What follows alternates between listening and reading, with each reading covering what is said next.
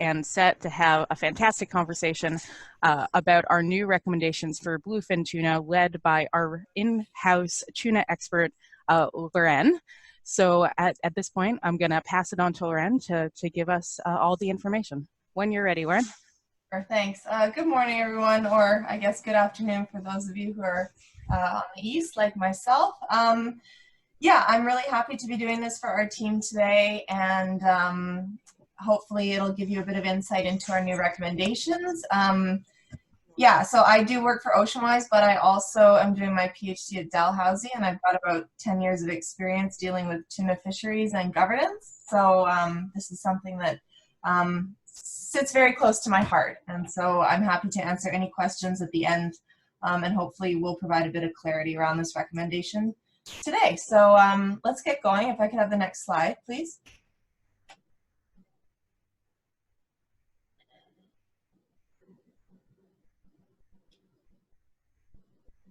Next slide, friends.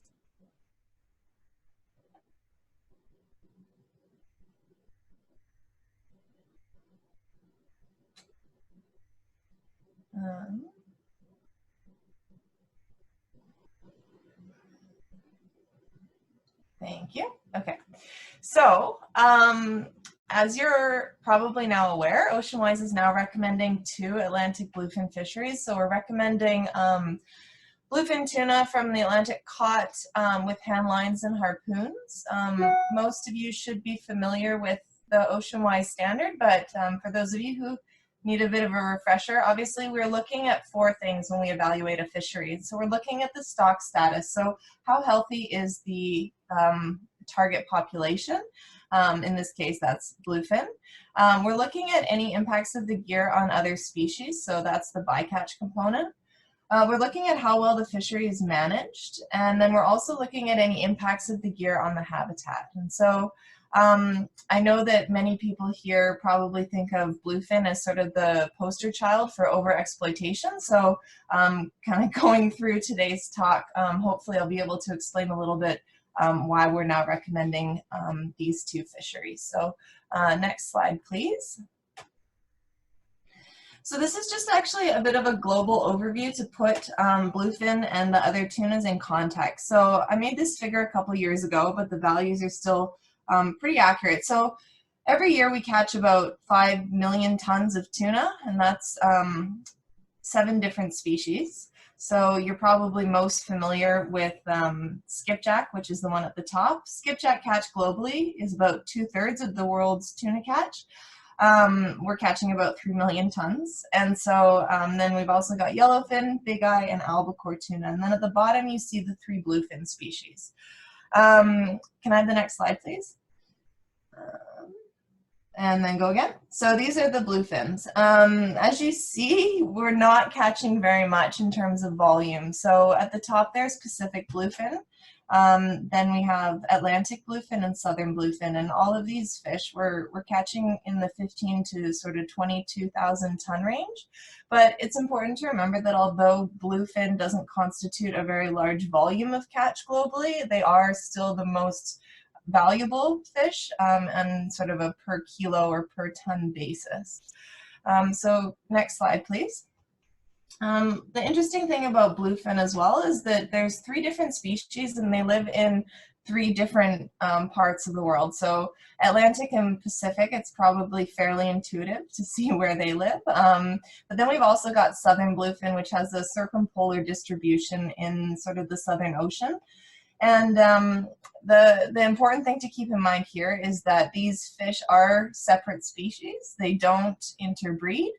And what's interesting about Atlantic bluefin, which is the recommendation that we're talking about today, is that there's actually 2 discrete populations of Atlantic bluefin in the same ocean. So we have an eastern and a western stock in the Atlantic Ocean. And I'm going to talk a little bit later about why that makes both management and stock assessments challenging. But it's just important to remember that we do have 2 separate stocks. And when we say stock from a fishery perspective, we mean the same species, but 2 non-breeding populations that overlap in their geographic distribution. And so if I could just get a click. Yeah, so today we're talking about fisheries that are on the east coast of North America, but they're targeting the western stock of Atlantic bluefin. So basically fisheries that operate out of Canada and the US. Next slide, please. So how much fish are we talking about? So if you kind of go back to that first slide when you put the context with the global tuna catch in perspective, it's not very much. So in the US, every year right now, they're catching about 1,000 tons of Atlantic bluefin. Canada's got about half that. We're around 500 tons annually. The majority of this in Canada, just under 400 tons, is caught by the fisheries under the recommendation today. So we also have a small quota of about 75 to 80 tons that's allocated to the swordfish longline fishery that's caught as bycatch. So when we're talking about our recommendation here, those 70 or 80 tons caught as bycatch, it's not included. And so, but for Canada, the 500 tons, the 488 that we are catching is mostly with handline or these like a fishing line gear. Also important, I just want to note that we're talking only about the commercial fishery here. We're not talking about any fish that are caught recreationally. Our recommendation doesn't cover that.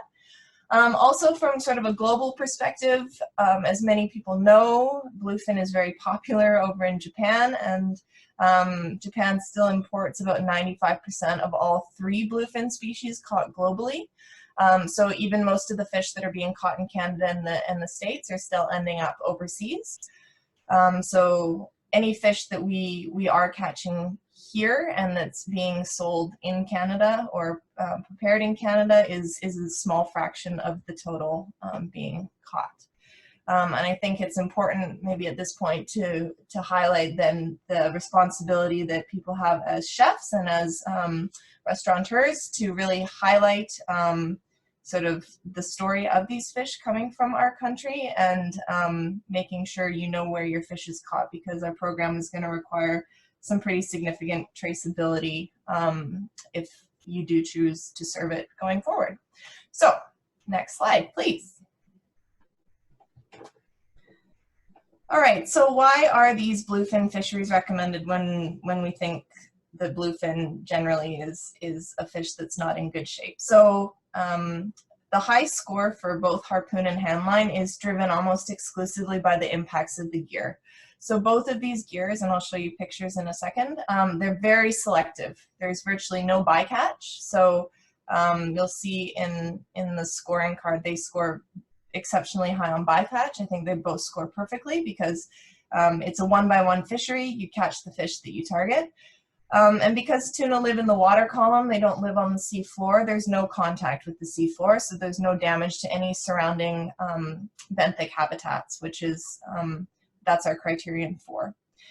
That said, there are definitely some ongoing challenges, and I'm going to talk about these as well. Specifically, there's still a lot of high uncertainty in the stock assessment with regard to the population of Atlantic bluefin, both stocks. And as a result of those uncertainties, management is limited in the decisions that it can make. And so precautionary management is absolutely essential. And so going forward, that's going to remain a concern until we can sort of fill those data gaps. But next slide. So just quickly, so you have an understanding of the gears that we're talking about. So on the left, the guy standing out on the boat with the harpoon. So that's what harpoon caught bluefin or other tunas and swordfish. This is how it's done, sort of in a modern era. You target the fish sort of from a high vantage point, and then you basically harpoon it. It's an old-fashioned gear. Not a lot has changed, but that's how we catch them with harpoon. And then the rod and reel or the handline fishery is what you see on the right there. Basically, it's a fishing line like you would expect, and uses a baited hooks. And then you, as soon as you've caught your tuna, you reel it in. So again, very selective fishing gear. And yeah, so just so you have a visual of these two gears. Next slide, please. Right, so now a little bit of technical stuff. So this is the stuff that we're still uncertain about. So this is a graph showing the abundance, which is a measure of the total number of fish in a population over time. This is the trajectory for the western stock of Atlantic bluefin. So you'll see going back to the 1950s, which is when they, the time period that's used as sort of the start of fishing. There was a very high biomass of fish. Fishing took its toll, as you can see, until about 2000. That decline in the numbers of fish is driven pretty much exclusively by the impact of different fisheries. And so, can you click, please?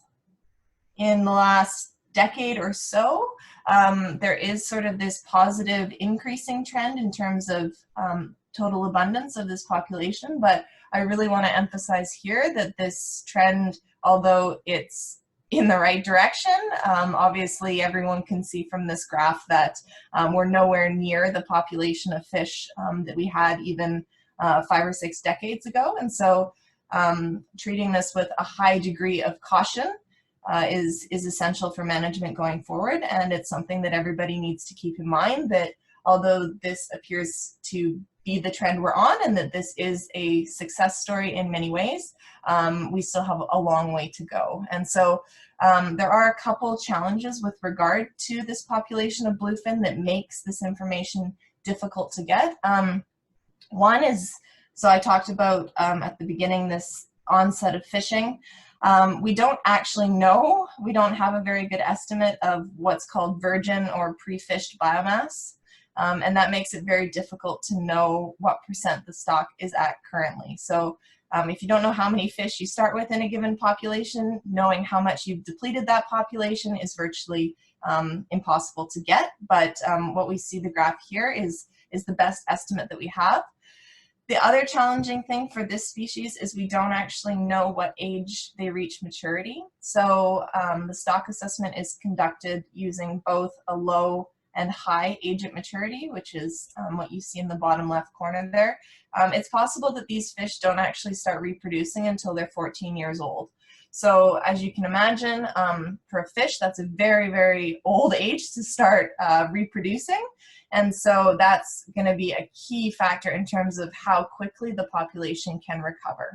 The estimate of low maturity is about 7 years. So I mean, and that's still not very low when you think of some other fish that reach sexual maturity within a year. So these are big fish, and they take a long time to grow, and they take a long time to start making more baby fish. The other challenge, specifically with Atlantic bluefin that we don't have with Pacific or Southern bluefin, as I mentioned, there's the western stock and the eastern stock. These fish live in the same ocean and they follow the same migratory route, but they don't interbreed. And so when you're catching a fish in the middle of the Atlantic, you don't automatically know which population it's coming from or which stock it's coming from. And so that makes the information that goes into a stock assessment innately challenging if you don't know if you're catching a western fish or an eastern fish, because obviously you don't know how much fish of a given stock you're taking out in a year. When you have that kind of overlap. So I guess this is sort of fisheries 101, and I'm happy to provide any clarifications or answer questions at the end if something I've said here wasn't overly clear. So basically, as far as we know right now, the stock is still overfished, meaning that it's been depleted to a point that it's still in need of recovery. Next slide, please. The good news is that, and I'll just get you to click again, this trend, this downward trend is actually a good one. So this is the impact of fishing over the last couple decades. So as you can see, we're catching less, and that's partly due to fewer fish, but it's also partly due to the fact that management realized that recovery was essential, and so they've started putting some pretty tough limits on the number of fish that can be caught.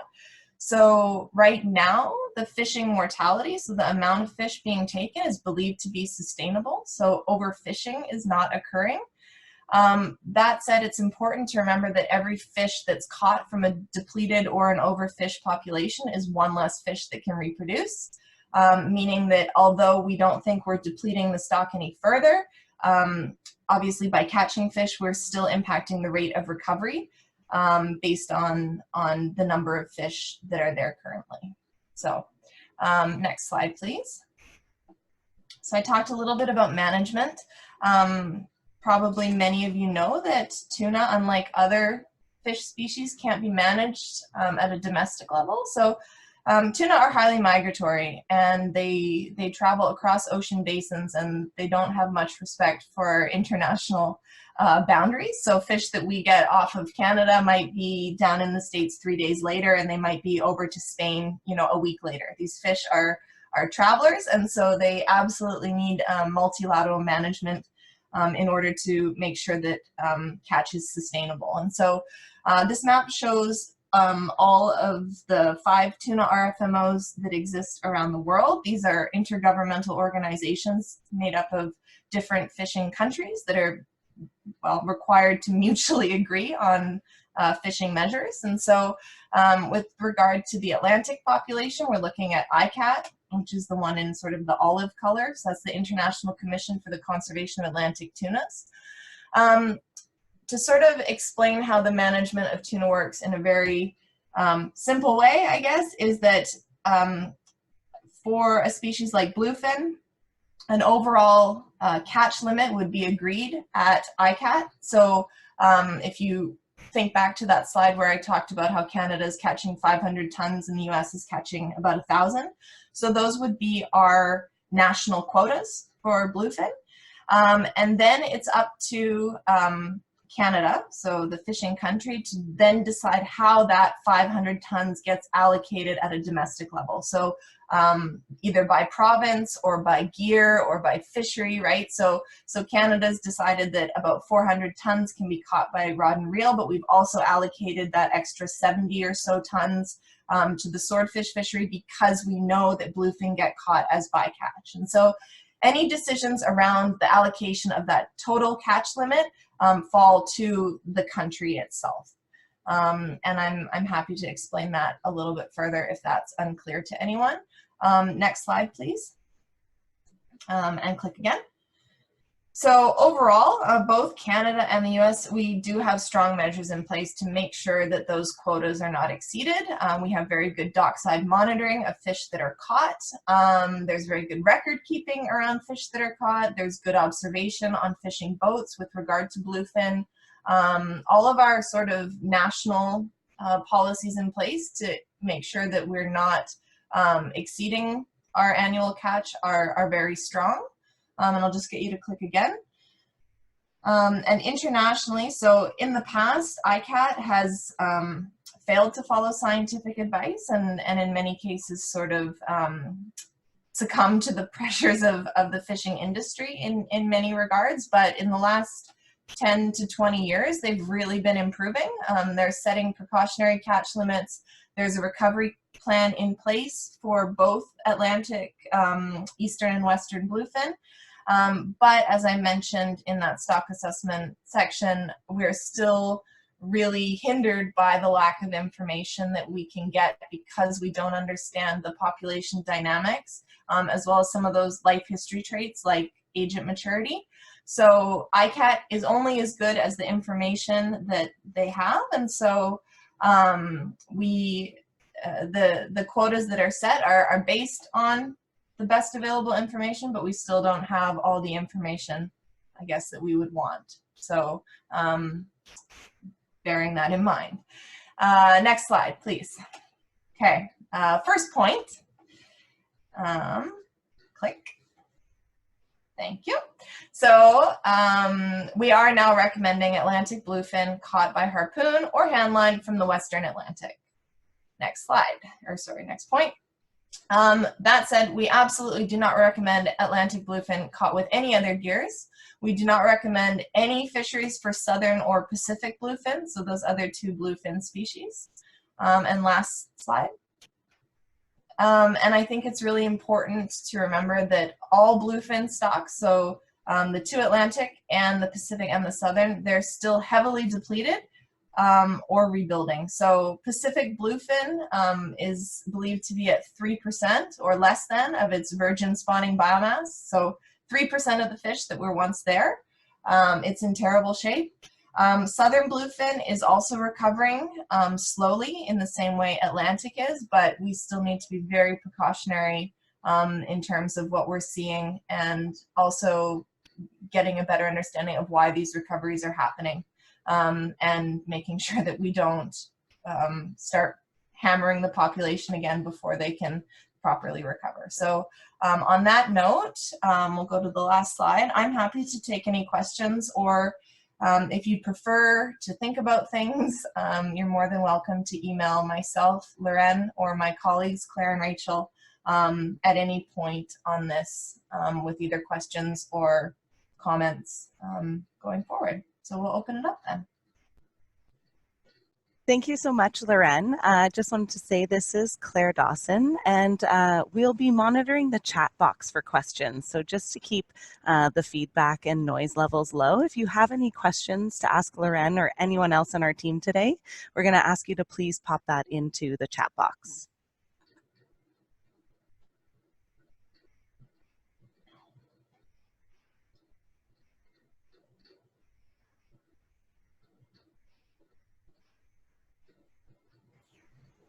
It's pretty quiet in the chat box. Nobody has questions. I'm afraid. No, I'm kidding. Yeah, I think that this is something that it's really good for people to think about, and I know from sort of a personal level, it makes me think about when I think of sustainable fisheries, what that means. But you know, ultimately, the goal of OceanWise in our program is acknowledging successes where they are, and so I guess my view on this, and I would assume my teams as well, is that yeah, if this is something that you want to start serving, make sure that you're telling the right story around it. Yeah. Okay. Oh, Tony, how's it going? Right. So I think that this is getting to the point that I mentioned regarding the market. So if this is something that a restaurant, an OceanWise partner restaurant, wants to serve, to have on its menu, we are going to need the catch documentation around the fish that you are serving. So every fish caught in Canada comes with proper catch documentation, and so we're going to need a copy of that to make sure that it is from this stock and it is caught by one of these gears. Otherwise, we're probably not going to be comfortable with you putting it on your menus. I guess, Claire, if you want to follow up. Yeah, no, this is a great question. It's going to be probably, because it's a smaller catch, it's going to be difficult to find. It's definitely still a premium fish. So we will absolutely need to see the documentation right from the water tracing for these fish from that small fishery of one of these two methods.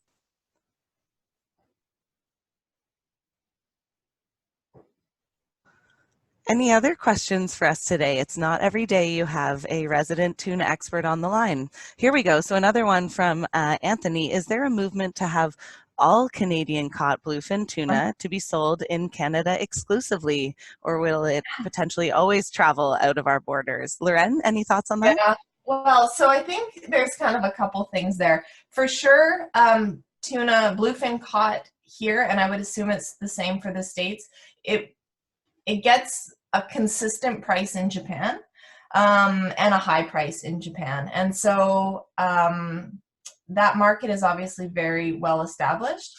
I think that it sort of ultimately comes down to, you know, where fishers can get the best value for their catch, right? So, I mean, if people are willing to pay a higher price for it in Canada, I don't see why it would necessarily be exported. That said, it is still a pretty high volume of fish we're talking about, and I don't necessarily know if there's enough public interest and also, I guess, value on these fish domestically. But In terms of a movement, not so much, but yeah, we kind of leave that up to our partners to decide whether or not and how they're going to source from the Canadian fishery. There's no reason why we couldn't keep all the bluefin caught in Canada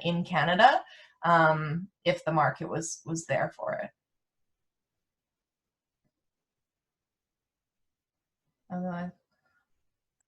Otherwise you mean imported? Like if we're importing something from the States? Yeah, but we're not really. So, I mean, Japan is taking so much of the bluefin caught that really anything that's caught in Canada pretty much either goes to Japan or stays in Canada. Non-recommended will be passed off as recommended. Yeah, I don't think there's the domestic demand to be bringing in, say, Southern or Pacific bluefin, because we're not catching those. Domestic consumption. Good question. I don't know. I mean, so as far as I'm aware, at least I'm going to say 90% of the fish caught in Canada gets exported, right? So maybe 10% stays. So whatever 10% of I'm just going to read the question out. So is there a resource that puts vendors in Vancouver in touch with the Atlantic fishermen who are using the proper gear? So that's a question from Seven Seas here. I suppose that would be us. Yes. Well, no, not currently, but there can be if that's something that people would have interest in. Yeah. So through my work independent to Oceanwise, as part of my thesis, I know these people, these fishers, and I know the people who are doing this. And so, yeah, that's something that if people want, we can definitely set up. Is that something people would want?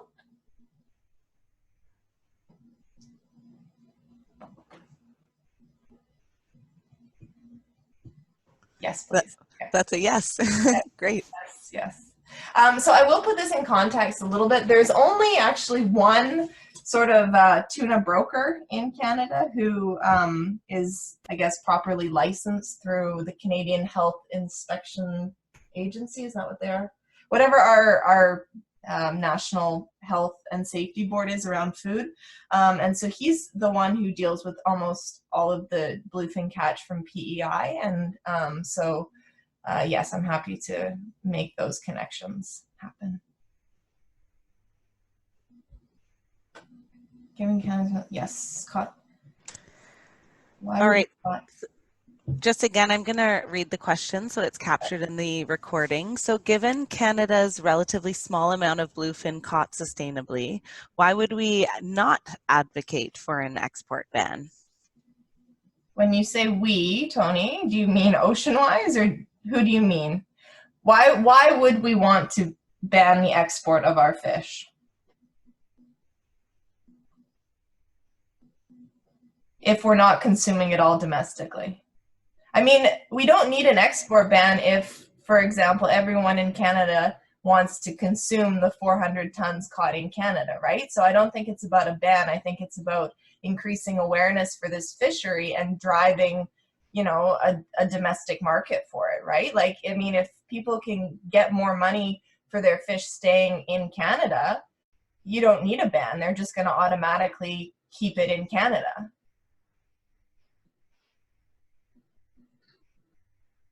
But we're not getting any non-sustainably caught bluefin from elsewhere. Sorry, Claire. The comment being we need an export ban so it doesn't get mixed with non-sustainably caught bluefin. Canada doesn't take or import unsustainably caught bluefin right now because our domestic market is served by the domestic fishery as far as I'm aware.